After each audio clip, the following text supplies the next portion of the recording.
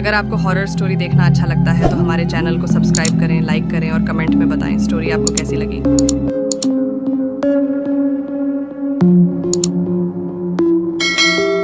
गहरी रात के काले अंधेरे में एक श्मशान के अंधेरे सन्नाटा छाया हुआ था।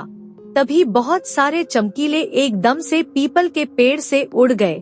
ऐसा लग रहा था जैसे वो किसी के कहने पर वहां से उड़ गए हो।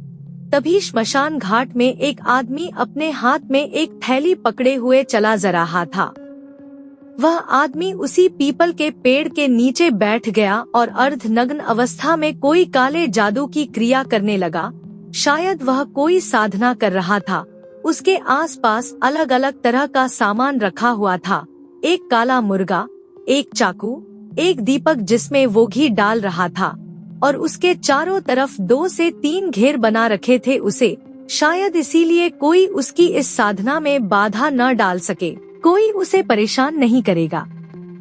उसने दीपक में घी डालने के बाद अपनी चारों तरफ छिड़क दिया और फिर उसने अपनी साधना शुरू कर दी। पिछले 40 दिनों से संतोष यही कर रहा था। जिंदगी आदमी को क्या क्या करने पर मजबूर करती है। वह भी अपने ऊपर बढ़ रहे कर्ज से परेशान होकर यक्षिणी को प्रसन्न करने के लिए कामेश्वरी यक्षिणी की साधना कर रहा था। उसके ऊपर वाले पीपल के पेड़ पर से हंसने की और रोने की आवाज आ रही थी।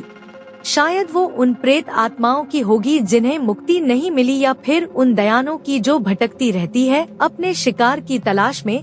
वैसी ही आज अमावस की रात थी, और अमावस की रात यानी काली शक्तियों की रात, जिस रात में काली शक्तियाँ अपने चरम पर होती हैं। तो क्या संतोष यक्षिणी की साधना में सफल हो पाएगा? क्या वो अपनी गर्लफ्रेंड को खुशहाल जिंदगी दे पाएगी? हाँ, वो काली शैतानी ताकतों के प्रभाव से आज किसी का शिकार हो जाएगा। कहानी कैसी लगी बताइए।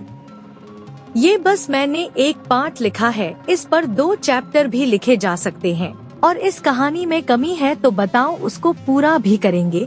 अगर आपको कहानी पसंद आए तो कमेंट करके बताइए।